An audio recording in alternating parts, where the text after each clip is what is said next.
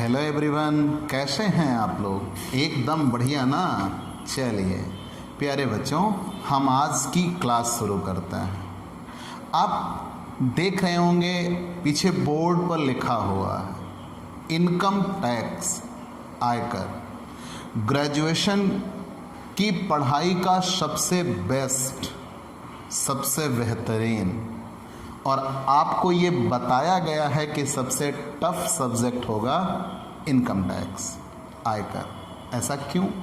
क्योंकि income tax में ये होता है बच्चों कि जनरली प्रत्येक वर्ष जब फरवरी महीने में बजट पास किया जाता है तो बजट के दौरान सारी चीज़ें, इसमें रूल एंड रेगुलेशन बदले जाते हैं। उस वित्तीय वर्ष में बन रही व्यवस्थाओं के आधार पर उनको चेंज किया जाता है और चेंज होने की वजह से ये पढ़ने वाले के लिए भी नया तो होता ही है, पढ़ाने वाले के लिए भी नया होता है। तो जनरली हर वर्ष चीज़ें बदलती हैं, इसलिए इसको टफ सब्जेक्ट में कहा गया है।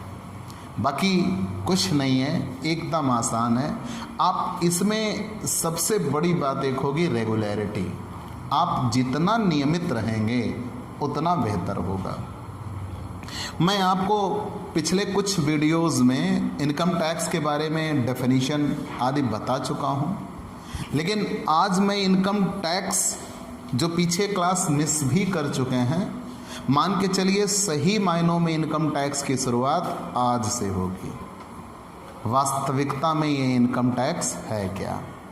तो अगर आप कहीं जा रहे हों और आपसे कोई व्यक्ति पूछ ले, मान लीजिए आपके पास ऐसे एक बुक रखी हुई है, अब बुक में ऊपर मोटे अक्षरों में लिखा है आयकर, इनकम टैक्स, तो सामने वाला आपसे तो ये पूछेगा भाई इनकम टैक्स है क्या?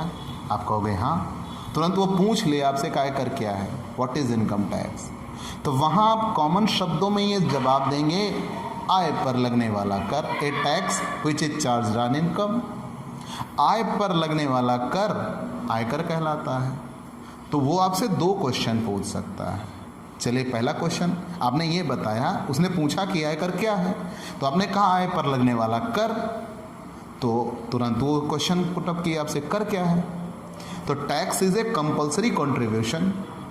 कर एक अनिवार्य अंशदान है जिसके ऊपर मान के चलिए जो सरकार हमसे आपसे लेती है।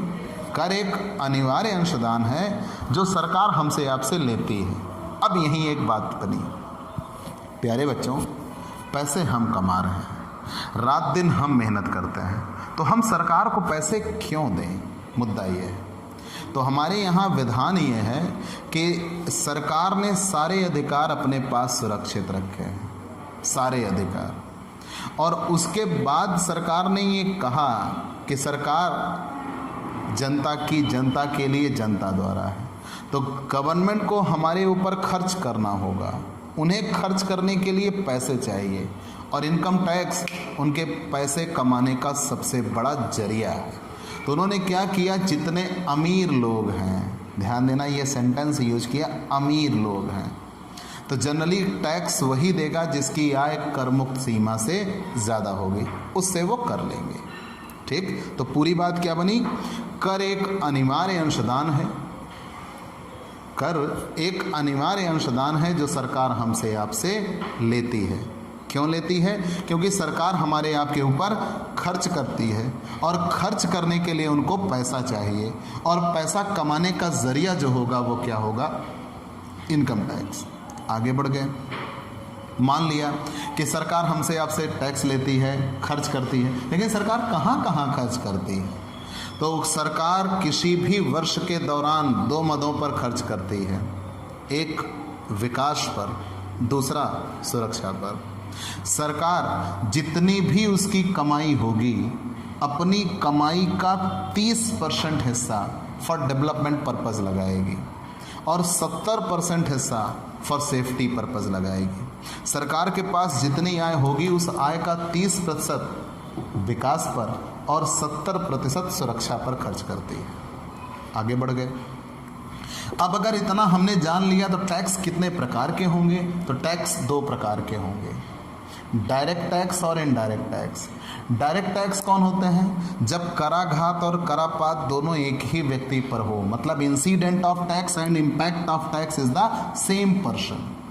मतलब जिस व्यक्ति के ऊपर कर लगेगा उसी व्यक्ति के द्वारा कर का भुगतान किया जाएगा, उसकी ओर से कोई दूसरा व्यक्ति उस कर का भुगतान नहीं कर सकता, उसे प्रत्यक्ष कर कहते हैं।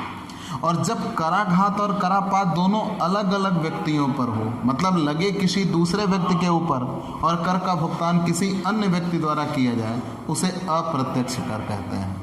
ठीक, आइए यहाँ पे हमने क्या जाना? आयकर।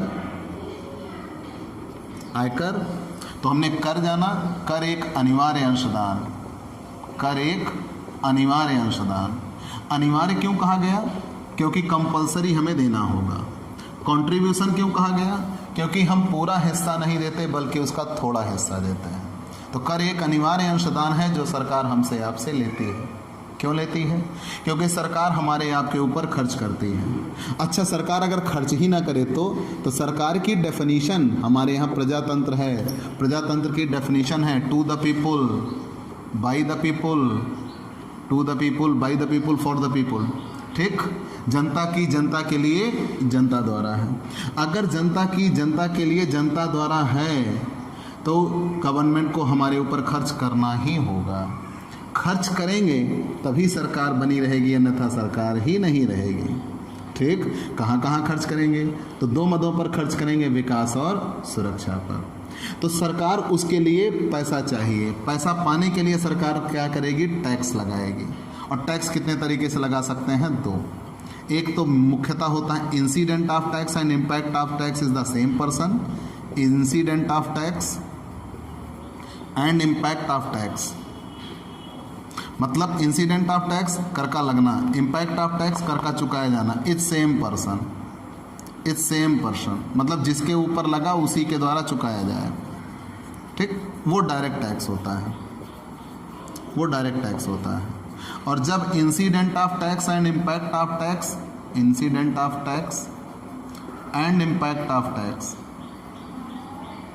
इम्पैक्ट ऑफ टैक्स इस डिफरेंस पर्सन, अलग अलग व्यक्तियों पर हो, डिफरेंट पर्सन अलग अलग व्यक्तियों पर हो, तो उसे क्या कहा जाता है? इनडायरेक्ट टैक्स कहा जाता है। तो सभी इनडायरेक्ट टैक्स को ख़त्म कर दिया गया और उसके स्थान पर क्या ला दिया गया?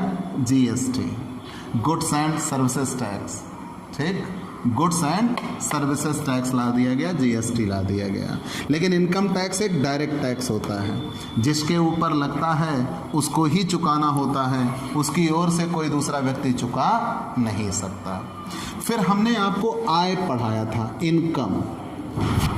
इनकम में ये कहा गया जनरली इनकम की कोई डेफिनेशन नहीं होती, इनकम की कोई डेफिनेशन नहीं होती।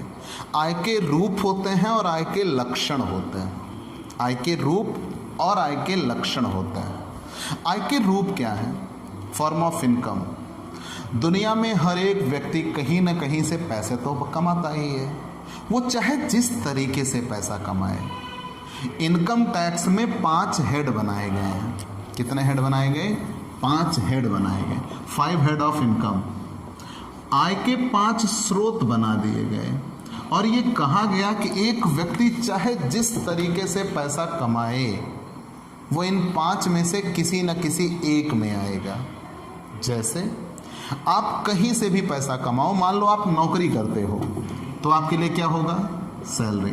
भाई पढ़ लिख के हम नौकरी करने की ही इच्छा रखते हैं, सैलरी। हो सकता है हमारे पास कुछ मकान वकान बना हो, हम उसको किराए पर उठा दें, हाउस प्रॉपर्टी।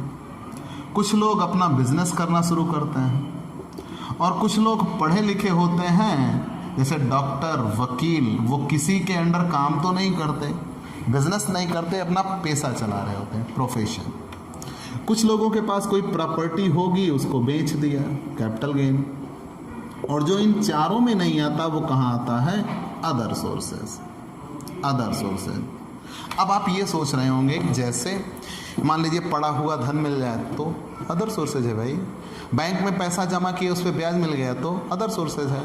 तो कहने का मतलब ये है कि आप कितने भी तरीके से पैसा कमाइए, इनकम टैक्स उनको इन 5 हेड में कहीं ना कहीं जरूर सेटअप कर देगा।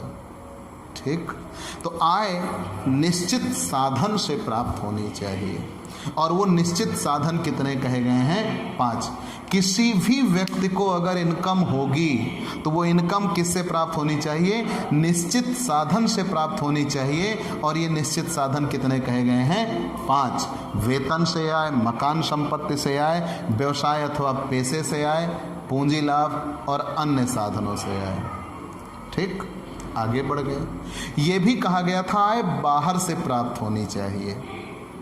आय बाहर से प्राप्त होनी चाहिए मतलब कि अगर आपका ही पैसा आपको दिया जाए तो वो आपके लिए इनकम नहीं होगी, लेकिन अगर किसी दूसरे ने ला के आपको पैसा दिया तो वो आपके लिए इनकम है। और ये भी कहा गया था saving is not income. Saving is not income. पहले इनकम होगी कि सेविंग होगी? पहले इनकम होगी फिर एक्सपेंस होगा तब सेविंग होगी, और सेविंग फिर से इनकम में जोड़ी नहीं जाती। तो सेविंग इज़ नॉट इनकम। बचत आय नहीं होती है। इतनी चीज़ जान लेने के बाद हम अगले स्टेप पर आते हैं। प्यारे बच्चों, कैलकुलेशन ऑफ इनकम टैक्स, आयकर की गणना, कैलकुलेशन ऑफ इनकम टैक्स। आज की क्लास बेहद इम्पॉर्टेंट है आपके लिए। मैंने कहा ना, सही मायनों में इनकम टैक्स की शुरुआत यहाँ से होती है। आइए कैसे? Calculation of income tax. प्यारे बच्चों, आप एक बात जान लीजिए, इनकम टैक्स शब्द अधूरा है। इनकम टैक्स 3 चीज़ों के साथ मिलकर पूरा होगा। इनकम टैक्स, सरचार्ज जिसे अधिभार कहेंगे, और एजुकेशन सेस। Education cess. जब तक आप ये तीनों चीज़ें नहीं जान लेते तब तक आपने इनकम टैक्स को सही से नहीं पहचाना। जब ये तीनों जुड़ जाएगा, इनकम टैक्स, सरचार्ज और एजुकेशन सेस, तो जो निकल के आएगा वो टोटल टैक्स पेएबल होगा। ठीक, वो टोटल टैक्स पेएबल होगा। तो मतलब आपको अगर इनकम टैक्स जानना है तो इनकम टैक्स के साथ साथ आपको क्या जानना होगा? सरचार्ज और एजुकेशन सेस भी जानना है। आइए हम आपको समझाने का प्रयास करते हैं, जड़ से बताते हैं। मान लीजिए एक शिवा नाम का व्यक्ति है। शिवा नाम का व्यक्ति है, ठीक। शिवा नाम के व्यक्ति ने, अब ध्यान से देखना बच्चों, इनकम टैक्स के बारे में ये कहा गया है कि आयकर जनरली एक प्रत्यक्ष वार्षिक कर है। प्रत्यक्ष वार्षिक कर है। क्यों? क्योंकि जिसके ऊपर लगता है उसको ही चुकाना पड़ता है, इसलिए प्रत्यक्ष कर कहा जाता है। वार्षिक कर क्यों कहा जाता है? क्योंकि हम एक वर्ष की बात की जाती थी इनकम टैक्स में, हम हमेशा वित्तीय वर्ष की बात करते हैं। तो जैसे 1 अप्रैल 2019 से वर्ष की शुरुआत हुई, तो इस वर्ष की समाप्ति होगी 31 मार्च 2020 में। पैसा कमाते गए, यहाँ से लेकर यहाँ तक हमने पैसा कमाया। जितना भी कमाया 31 मार्च साल बीत गया। जब 31 मार्च वर्ष की समाप्ति हो गई, अभी हमने इस पर टैक्स नहीं दिया, तो अब क्या हम यहीं से रुक जाएंगे? कहेंगे टैक्स पे करेंगे तब अगला वर्ष शुरू होगा, जो कि 1 अप्रैल 2020 से 31 मार्च 2021 होगा। कि जैसे ही रात में 31 मार्च 2020 समाप्त हुआ, जस्ट अगले सेकेंड 1 अप्रैल 2020 लग गया। ज़रूर लग जाएगा, हम इसे रोक नहीं पाएंगे। तो मतलब ये कि 1 अप्रैल 2019 चल रहा था, 1 अप्रैल 2019 से वर्ष की शुरुआत हुई थी, 31 मार्च 2020 को वर्ष समाप्त हुआ। जैसे ही वर्ष समाप्त हुआ अगला वर्ष शुरू हो गया। तो जब ये अगला वर्ष शुरू हुआ तो इस अगले वर्ष में हम टैक्स पे करेंगे, और इस अगले वर्ष में हम टैक्स किसके लिए पे करेंगे? जो हमने पिछले वर्ष पैसा कमाया था उसके लिए। ठीक, तो जनरली जो पिछला वर्ष होगा बच्चों, उसे क्या कहा जाएगा? Previous year. और जिस वर्ष हम टैक्स पे करेंगे उसे क्या कहा जाएगा? Assessment year. तो इनकम टैक्स में डेफिनेशन बनती है। इनकम टैक्स कब के लिए चुकाया जाता है? तो इनकम टैक्स प्रीवियस ईयर में कमाई गई इनकम के लिए दिया जाता है। और कब दिया जाता है? असेसमेंट ईयर में दिया जाता है। ठीक, फिर समझ लीजिए, इनकम टैक्स प्रीवियस ईयर के लिए कमाई गई इनकम पर दिया जाता है। और कब दिया जाता है? असेसमेंट ईयर में दिया जाता है। ये दो बात बच्चों, ऐसा कोई क्वेश्चन नहीं होगा, ऐसी कोई लाइन नहीं होगी जिसमें ना मिले। फिर से जान लीजिए, कोई भी व्यक्ति, जैसे अभी आप वर्तमान में किस डेट पे हो? 12 अगस्त 2020। आज अगर 12 अगस्त 2020 है या 13 अगस्त 2020, मान लो आज 13 अगस्त 2020, तो इस 13 अगस्त 2020 में आप हो तो ये कौन सा वर्ष चल रहा है? एक साल में 365 दिन होते हैं, तो ये कौन सा वर्ष चल रहा है?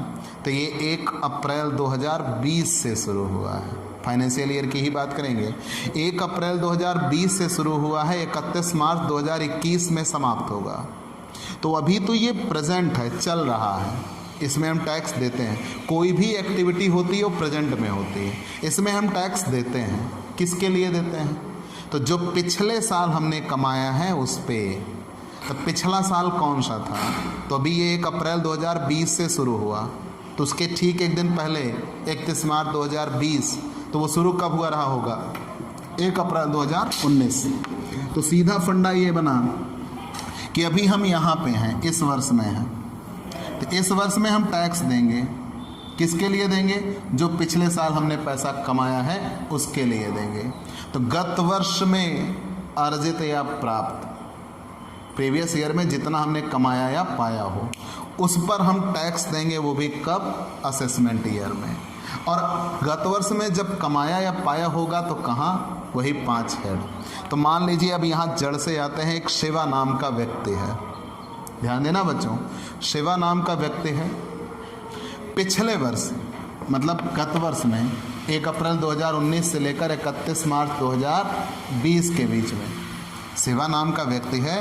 1 अप्रैल 2019 से लेकर 31 मार्च 2020 के बीच में अपने पूरे इस प्रयासों के बाद, ध्यान देना मैं क्या कह रहा हूँ, अपने पूरे प्रयासों के बाद 7 लाख रुपए कमाता है। कितने रुपए कमाता है? 7 लाख।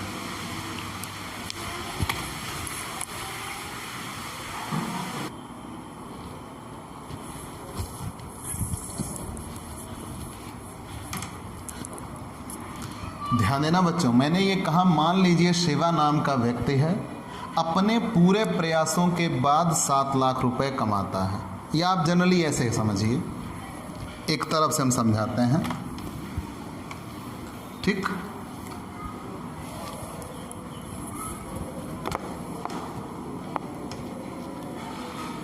मान लीजिए कोई शिवा नाम का व्यक्ति है, शिवा नाम का व्यक्ति है। 1 अप्रैल 2019 से 31 मार्च 2020 के बीच में पहले वो पैसा कमाएगा तो इनकम फ्रॉम सैलरी आएगी, इनकम फ्रॉम सैलरी या टैक्सेबल इनकम फ्रॉम सैलरी कह लीजिए। फिर ऐसे ही आएगी इनकम फ्रॉम हाउस प्रॉपर्टी, ऐसे ही इनकम फ्रॉम बिजनेस प्रोफेशन आएगा, इनकम फ्रॉम कैपिटल गेन आएगा, इनकम फ्रॉम अदर सोर्सेज आएगा। तो किसी व्यक्ति के लिए पहले प्रत्येक शीर्षक से होने वाली, ध्यान देना, पहले इनकम निकालेंगे कि पहले इनकम टैक्स निकालेंगे, यहीं से आपको जड़ से शुरुआत करना है। वो एक बेगर हो, भिखारी हो, और वो एक राजा हो, इनकम टैक्स सबके लिए एक समान तरीक़ों से चलेगा। तो पहला काम हम क्या करेंगे? प्रीवियस ईयर 1 अप्रैल 2019 से लेकर 31 मार्च 2020। तो 1 अप्रैल 2019 से लेकर 31 मार्च 2020 में हम देखेंगे वो सैलरी से कितना कमाया। ज़रूरी नहीं है कि किसी व्यक्ति के पास 5 हेड हो सकता है 5 हो। तो जितना वो सैलरी से कमाया वो टैक्सेबल हो। ये सब इन सारे न्यूमेरिकल लेसन होंगे, सब में आप रूल सीखेंगे, तो अभी सिर्फ आप नाम जानिए। तो वेतन से जितना टैक्सेबल इनकम आई वो जोड़ दिया, हाउस प्रॉपर्टी से जितना टैक्सेबल कमाया होगा वो जोड़ देंगे, बिजनेस प्रोफेशन से जितना टैक्सेबल कमाया वो जोड़ देंगे, कैपिटल गेन से जितना टैक्सेबल होगा, अदर सोर्सेज से जितना टैक्सेबल होगा, सब जोड़ देंगे। डेफिनेशन क्या बनी?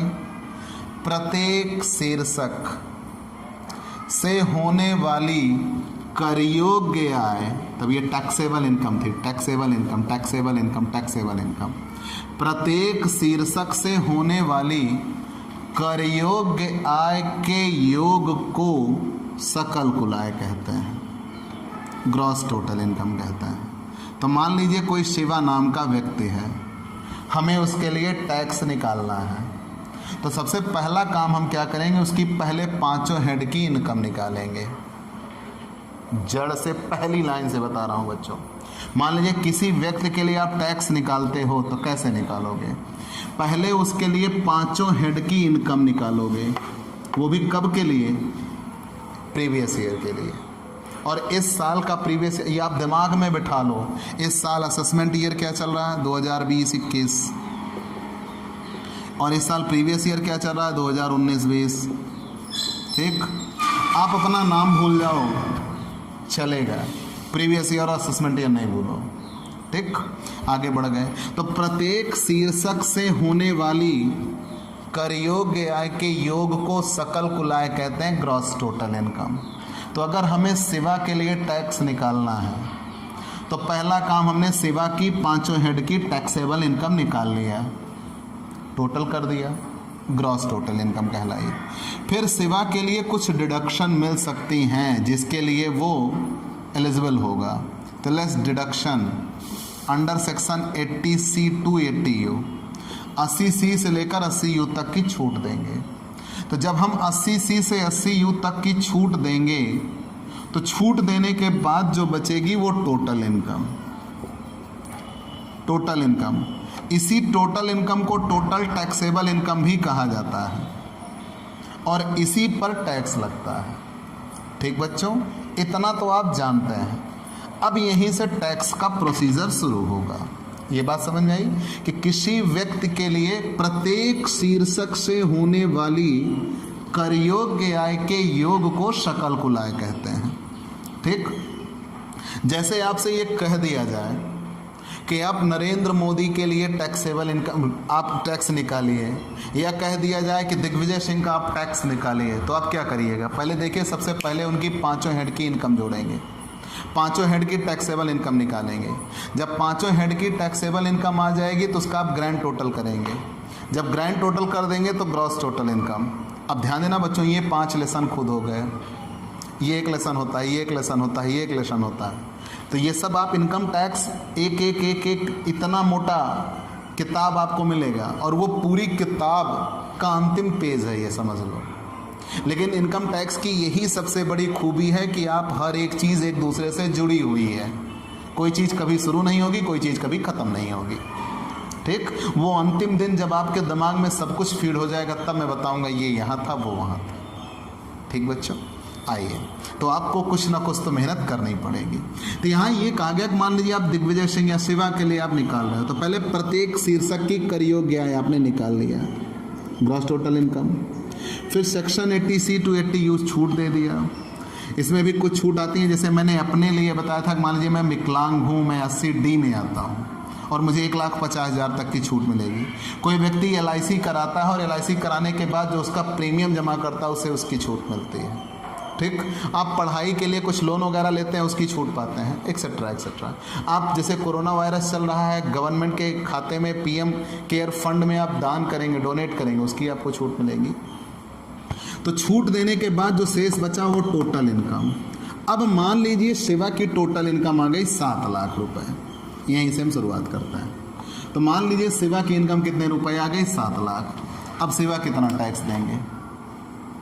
तो सबसे पहले टैक्स देने के लिए इनकम टैक्स स्लैब के आधार पर चार्ज होता है। Income tax charge on slab based, charge on slab based. Income tax किसके आधार पर चार्ज होता है? स्लैब के आधार पर लगाया जाएगा। ध्यान देना बच्चों, इनकम टैक्स किसके आधार पर लगाया जाएगा? स्लैब के आधार पर लगाया जाएगा। और स्लैब कितने आधार पर बांटा गया है? 3 आधार पर व्यक्ति के लिए। आप यहाँ देखिए, सबसे पहले आप किसके लिए टैक्स निकाल रहे हो? सेवा। सेवा कौन? एक व्यक्ति है, मतलब मनुष्य आप कह लो, ह्यूमन बीइंग। एक फर्म है, एक कंपनी है, व्यक्तियों का संघ है, व्यक्तियों का समूह है, कृत्रिम न्यायिक संस्था है या स्थानीय सत्ता है, सबके लिए अलग हैं।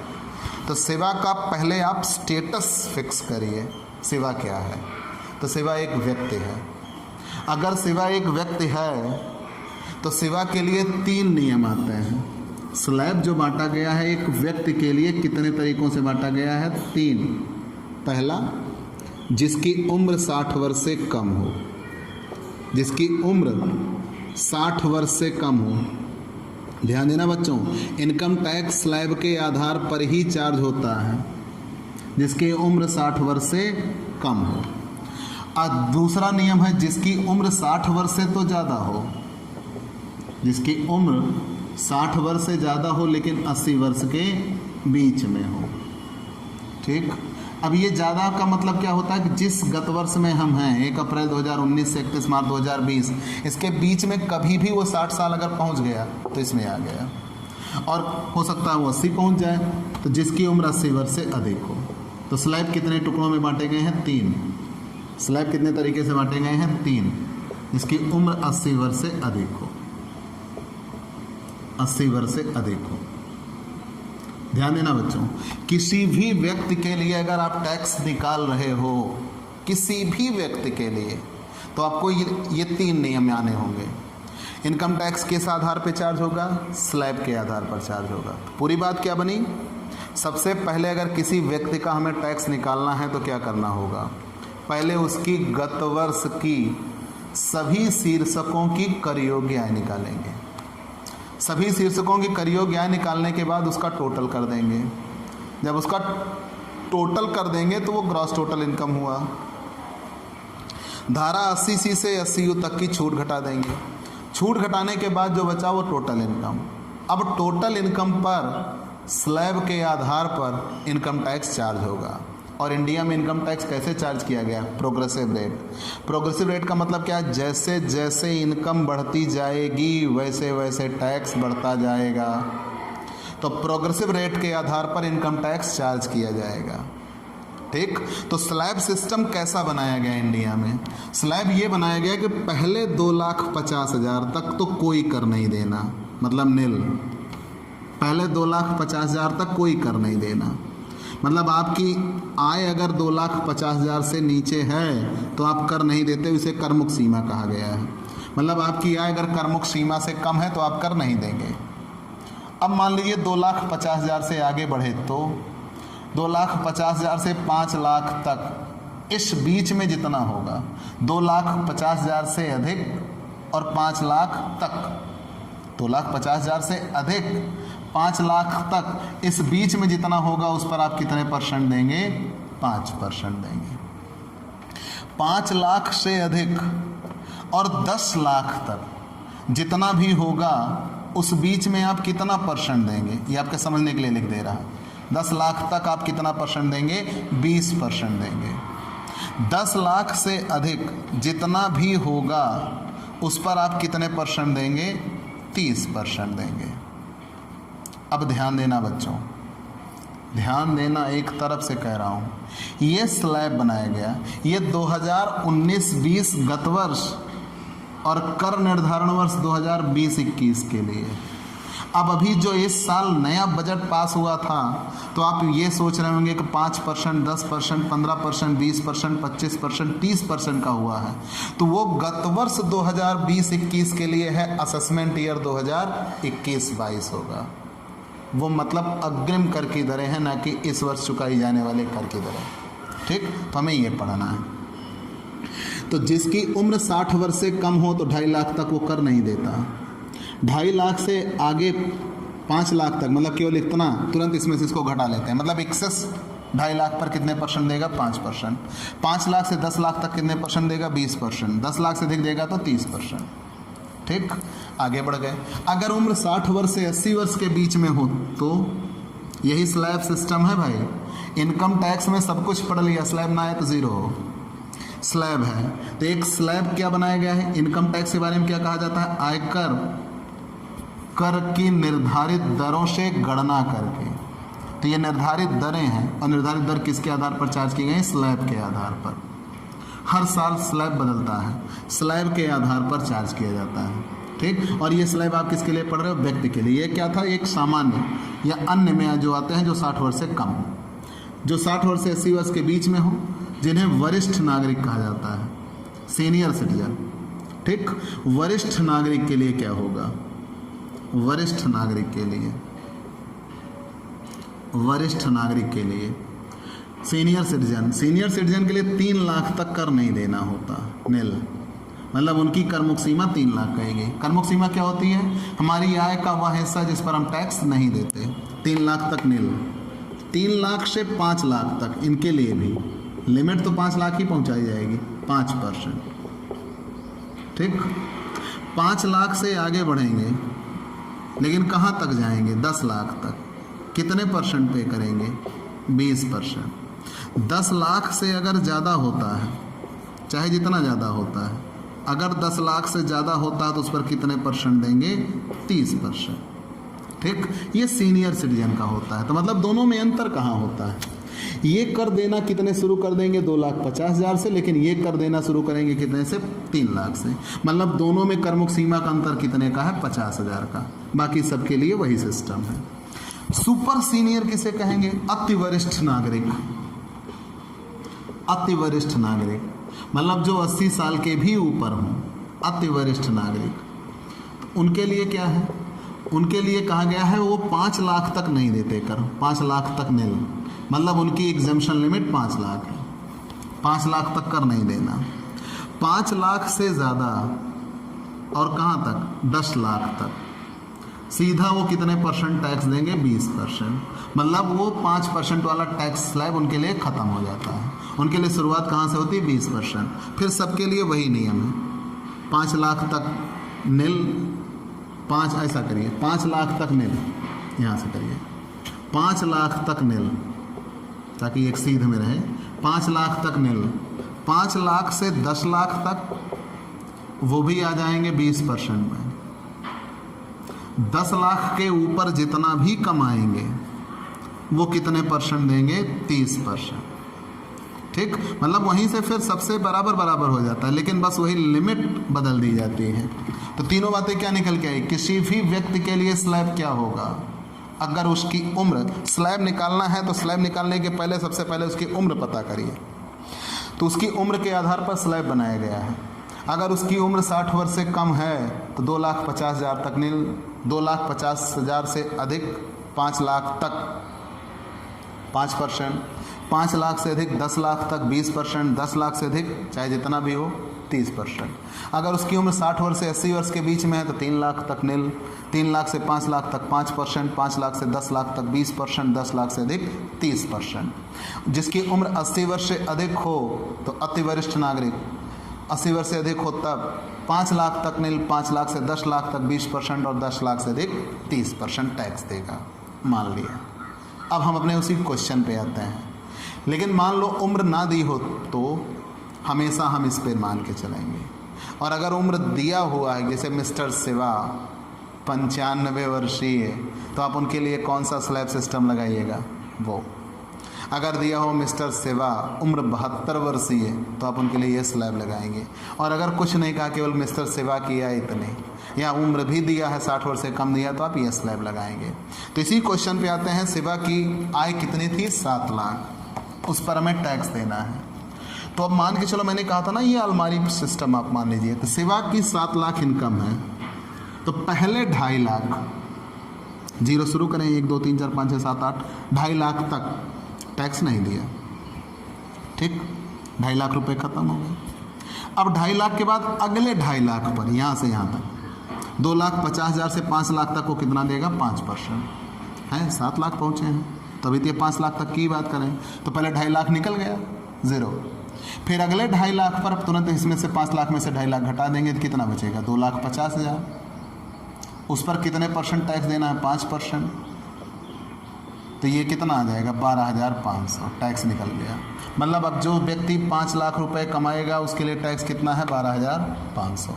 लेकिन सिवा 5 लाख नहीं कमाया, क्यों? 5 लाख अगर कमाया होता तो कितना टैक्स देता? 12,500। क्यों? क्योंकि यहाँ तक तो कुछ नहीं था, नील 2.5 लाख तक। तो जो 2.5 लाख तक कमाएगा 0 टैक्स। 2.5 लाख के ऊपर जितना जाएगा उस पर कितने परसेंट देंगे? 5%। लेकिन कहाँ तक? 5 लाख तक। अब 5 लाख से भी ज़्यादा हुआ है तो कितना ज़्यादा पहुँचे? 10 लाख तक। लेकिन ये पहुँचा कितने तक है? 7 लाख तक। तो कितने परसेंट देंगे? 20%। तो यहाँ से इसको घटा दिया जाएगा। तो मतलब कितनी एक्स्ट्रा इनकम हो गई? 5 लाख से एक्स्ट्रा कितना है? तो यहाँ जैसे 2.5 लाख तक नहीं, 2.5 लाख से एक्स्ट्रा कितना था? 2.5 लाख। यहाँ 5 लाख से एक्स्ट्रा कितना है? 7 लाख ही पहुँचा, 2 लाख। तो इस 2 लाख पर कितने परसेंट देगा? 20%। 2 लाख पर 20% देगा मतलब 40,000। ठीक, तो 40,000 ये टैक्स दिया, 12,500 ये टैक्स दिया। तो मिस्टर शिवा, और ये स्लैब में आया ही नहीं, तो मिस्टर शिवा कितना टैक्स दिया? 52,500। ठीक, अभी ये सिर्फ इनकम टैक्स है। अब अगर ऐसे ही उम्र दिया होता, मान लीजिए कि वो 72 वर्षीय है, तो 3 लाख तक नहीं देते। फिर 3 लाख से शुरू करते 5 लाख तक। 3 लाख से 5 लाख तक कितने परसेंट होता? 5%। तो 3 लाख से 5 लाख तक 5%। तो 5% के आधार पे यहाँ से तुरंत इसको घटाते थे, एक्सेस कितना होता? 2 लाख। 2 लाख का 5% देते मतलब देते 10,000। फिर आगे 10 लाख से अधिक, 5 लाख से अधिक, 5 लाख से अधिक और कहाँ तक? 7 लाख तक। 5 लाख से अधिक 7 लाख तक। तो 5 लाख से अधिक 7 लाख तक कितने परसेंट देते? 20%। तो 5 लाख से अधिक 7 लाख तक देते 20%। तो 20% के आधार पर उनका कितना बन जाता है? यहाँ से तुरंत घटाएंगे 2 लाख। 2 लाख का घटा देंगे 20, निकाल देंगे 20% कैलकुलेट करके 40,000। तो टोटल टैक्स कितना बन जाता? 50,000। ऐसे ही निकालते हुए चले जाएंगे। ठीक बच्चों, तो आप ये अभी तो एक जस्ट एग्जाम्पल हमने सिखाया। तो ये आयकर निकल के आया। तो कैसे किया? किसी भी व्यक्ति के लिए पहले प्रत्येक शीर्षक की कर योग्य आय निकाली। प्रत्येक शीर्षक की कर योग्य आय निकालने के बाद जोड़ दिया ग्रास टोटल इनकम। धारा 80C से 80U की छूट दिया टोटल इनकम। टोटल इनकम निकल जाने के बाद तब हमने उसका स्टेटस निकाला कि आखिर वो है क्या, और स्लैब के अकॉर्डिंग उस पर टैक्स दिया। स्लैब आपको याद करना ही होगा, और ये स्लैब 2020-21 का निर्धारण वर्ष के लिए है। हम आगे बढ़ गए। इनकम टैक्स अकेला इनकम टैक्स नहीं होता। इनकम टैक्स पे कितनी चीज़ें लगती हैं? 3 चीज़ें। इनकम टैक्स किस पे चार्ज होता है? मैंने आपसे कहा कि इनकम टैक्स अकेला नहीं होता। इनकम टैक्स जब भी आप चार्ज करेंगे तो इनकम टैक्स कितनी चीज़ों से मिलकर बना है? 3। एक तो खुद इनकम टैक्स, ये टोटल इनकम टैक्स की हम बात कर रहे हैं। दूसरा सरचार्ज, अधिभार, और तीसरा एजुकेशन सेस, शिक्षा उपकर, एजुकेशन सेस। ध्यान देना बच्चों। अब आप कैसे निकालते हो? पहले आपने आय निकाला। अब आप कैसे निकालते हो? पहले आपने आय निकाला। आय अगर करमुक्त सीमा से ज़्यादा थी, एग्जम्पशन लिमिट, करमुक्त सीमा से ज़्यादा होने की दशा में आपने निर्धारित दरों से गणना करके इनकम टैक्स निकाल लिया स्लैब के आधार पर। मतलब हम ये वैल्यूएट कर चुके हैं, हम ये वैल्यूएट कर चुके हैं। अभी हमने टैक्स कितना पाया था? 52,500। जब वो 60 वर्ष से कम था तो 7 लाख रुपए आए तो इनकम टैक्स आ गया। लेकिन ये टोटल इनकम टैक्स नहीं है। फिर दूसरी चीज़ ये बनाई गई है सरचार्ज। ये क्या है? मुद्दा ये है कि आपने ये पढ़ा था कि इनकम टैक्स इंडिया में किस तरीके से लगाया जाता है, किस तरीके से इनकम टैक्स चार्ज होगा। तो आपने वहाँ ये पढ़ा है progressive rate of income tax है। जैसे जैसे इनकम बढ़ती जाती है वैसे वैसे टैक्स बढ़ता जाता है। मान लिया। तो लेकिन अब जैसे किसी व्यक्ति ने 2.5 लाख तक कमाया तो कर नहीं दिया, 2.5 लाख से 5 लाख तक कमाया तो 5% दिया, 5 लाख से ज़्यादा 10 लाख तक कमाया तो 20% दिया, 10 लाख से ज़्यादा कमाया तो 30% दिया। लेकिन जो करोड़, 2 करोड़, 10 करोड़, 20 करोड़ कमाएंगे तो सबके लिए तो एक बराबर हो जाता है। तो वहाँ भी एक व्यवस्था बनाई गई कि जब आपकी इनकम बहुत ज़्यादा हो तो आपको सरचार्ज देना होगा। अधिभार, डेफिनेशन समझ लो बच्चों। इनकम टैक्स कैलकुलेट किस पर होता है? इनकम पर। और सरचार्ज किस पर कैलकुलेट होता है? इनकम टैक्स पर। दोनों में अंतर है। सरचार्ज किस पर कैलकुलेट होगा? इनकम टैक्स पर। कैसे? यदि किसी व्यक्ति की आय गत वर्ष में, अब ध्यान देना बच्चों, मैं डेफिनेशन पे हूँ और इनकम टैक्स में कोई डेफिनेशन नहीं। यदि किसी व्यक्ति की आय 50 लाख रुपए से ज़्यादा हो लेकिन 1 करोड़ रुपए से कम हो, ध्यान देना पूरी बात, यदि किसी व्यक्ति की आय 50 लाख रुपए से ज़्यादा हो लेकिन 1 करोड़ रुपए से कम हो, तो वो अपने द्वारा निकाले गए आयकर का या अपने द्वारा दिए जाने वाले आयकर का 10% सरचार्ज भी देगा। ठीक, जैसे फॉर एग्जांपल मान लेते हैं कि 52,500 बना और उनकी आय 50 लाख से ज़्यादा थी, तो अब इसका 10% यहाँ सरचार्ज जुड़ जाता। तो अगर किसी व्यक्ति की आय, अब यही अंतर है अधिभार निकालने में, सरचार्ज लगता तब है जब आपकी इनकम ज़्यादा होती है, लेकिन निकाला जाता है इनकम टैक्स पे, मतलब इसके लगाने का आधार होता है इनकम। क्यों?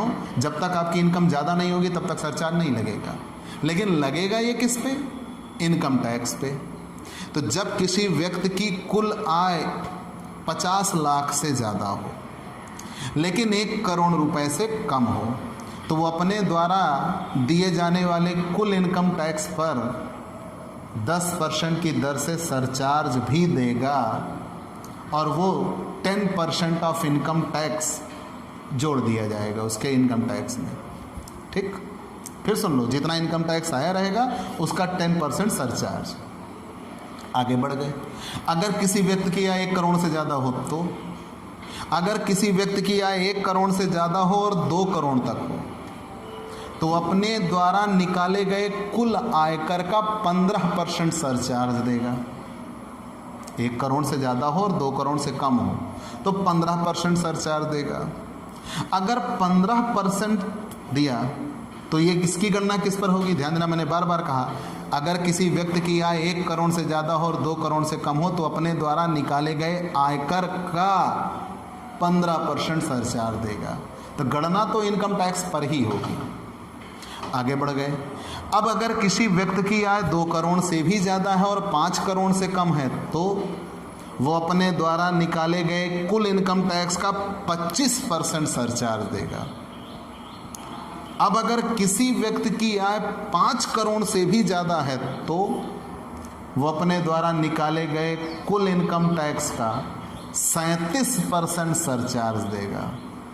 लेकिन प्यारे बच्चों, ये 25% और 37% सरचार्ज जनरली आपको नहीं मिलता। ठीक, उसके लिए तरह तरह के रूल बनाए गए हैं जो आप आगे पढ़ेंगे। तो आपको सिर्फ 2 रेट ऑफ सरचार्ज पढ़ना है, 10% और 15%। तो आप ऐसा पढ़िए कि अगर किसी व्यक्ति की आय 5 लाख से ज़्यादा है, 50 लाख से ज़्यादा है और 1 करोड़ से कम, तो वो अपने द्वारा निकाले गए आयकर का 10% सरचार्ज देगा। ठीक, आप लिख देंगे सरचार्ज 50 लाख से अधिक 1 करोड़ रुपए तक निकाले गए आयकर का 10%। और अगर आपकी कुल आय 1 करोड़ रुपए से अधिक है तो निकाले गए कुल आयकर का 15% सरचार्ज देंगे। ठीक, ये इतना तो सरचार्ज का नियम होता है। फिर मार्जिनल रिलीफ भी बीच में आपको मिलेगी जो आप अगले वीडियोस में सीखेंगे। और फिर एजुकेशन सेस, आयकर और अधिभार दोनों की जो सम्मिलित राशि होती है, इन दोनों की सम्मिलित राशि पर 4% की दर से आपको एजुकेशन सेस भी निकालना होगा। तो अब कैसे कैसे बना? इनकम टैक्स किस पर लगा? इनकम पर, स्लैब के अकॉर्डिंग। और जब इनकम ज़्यादा थी तो सरचार्ज लगा किस पर? इनकम टैक्स पर। और जो इनकम टैक्स और सरचार्ज दोनों जुड़ के आया उस पर क्या लगा? सरचार्ज। और वो भी कितने %? 4%। तो सरचार्ज तो हमेशा देना होगा, चाहे आप सरचार्ज दें या ना। एजुकेशन सेस तो आपको हमेशा ही देना होगा, चाहे आप सरचार्ज दें या ना दें। इनकम टैक्स है तो उसका 4% निकल जाएगा, और अगर सरचार्ज भी है तो इनकम टैक्स और सरचार्ज दोनों को जोड़कर 4% देना होगा। ऐसा क्यों? तो सरकार ने ये कहा है कि हम शिक्षा आदि के प्रचार प्रसार पर जो खर्च करते हैं उसके लिए ये पैसे ले रहे हैं, एजुकेशन सेस। और ये जो तीनों चीज़ें जोड़ दी जाएंगी तब आपका टोटल इनकम टैक्स पूरा होगा। उसे टोटल टैक्स पेएबल कहते हैं। ठीक बच्चों, अब आपको अगले वीडियो में हम सिखाएंगे इनकम टैक्स का बंटवारा, एलोकेशन ऑफ इनकम टैक्स। ठीक, आशा है कि आपको हमारे द्वारा पढ़ाया जाने वाला इनकम टैक्स पूरा समझ में आ रहा है। अक्षरशः आपको जहाँ कहीं दिक्कत हो आप हमसे पूछ सकते हैं। ठीक, आप ये मान के चलिए आपको मैं इनकम टैक्स में कहीं कोई दिक्कत नहीं आने दूंगा, क्योंकि पहला लेसन जो है मैंने पहले दिन बताया है बच्चों, पहला लेसन 21 पार्ट को मिला के बनाया गया है। कुछ बातें इसमें दूसरे पार्ट की हैं, तो आपको वो कुछ तथाकथित बातें ये मान कर चलना होगा कि इन फ्यूचर आपको मिलती जाएंगी तो और बेहतर तैयार होता जाएगा। ठीक, एक सामने वाला टीचर उन सारी चीज़ों को पढ़ के तब आपको वो पढ़ा रहा है, वो उसका महारथी है, लेकिन आप उनसे नई चीज़ों से जुड़ रहे हैं तो आप ये मान के चलिए कि आप धीरे धीरे कवर करेंगे। लेकिन यकीन मानिए मैं आपको एकदम इनकम टैक्स जड़ तक पहुंचा दूंगा, आपके नस नस में इनकम टैक्स रहेगी, ये मेरा दावा है। आप अपने इस YouTube channel Digvijay commerce classes को सब्सक्राइब करिए, ज़्यादा से ज़्यादा शेयर करिए, लोगों से बताइए कि इस ऑफलाइन जैसी पढ़ाई अगर वो चाहते हैं तो online network, online channel, YouTube channel Digvijay commerce classes पर आएँ और दिग्विजय कॉमर्स क्लासेस को सब्सक्राइब करें और कॉमर्स के सारे सब्जेक्ट की पढ़ाई उनको बेहतर तरीके से यहाँ उपलब्ध मिलेगी। प्यारे बच्चों, हमारे यहाँ पेड क्लास भी चलाया जाता है। आप अगर हमसे पेड क्लास लेना चाहते हैं तो हमारे इस व्हाट्सएप नंबर पर हमसे कांटेक्ट करिए 9984358237 और हमसे पेड क्लास भी ले सकते हैं। क्योंकि आप जानते हैं बच्चों, ये हमारा एक क्राइटेरिया है, हमारी एक लिमिटेशन है, सारी चीज़ें हम यूट्यूब पर पब्लिकली नहीं पढ़ा सकते। तो अगर आप हमसे पेड क्लास लेना चाहते हैं तो इस पर संपर्क करिए, आपको बेहतर से बेहतर तरीके से पेड क्लास दी जाएगी। ठीक, चलते हैं दोस्तों, अगले वीडियो में फिर मिलेंगे आय कर के बंटवारे के साथ। चलते हैं।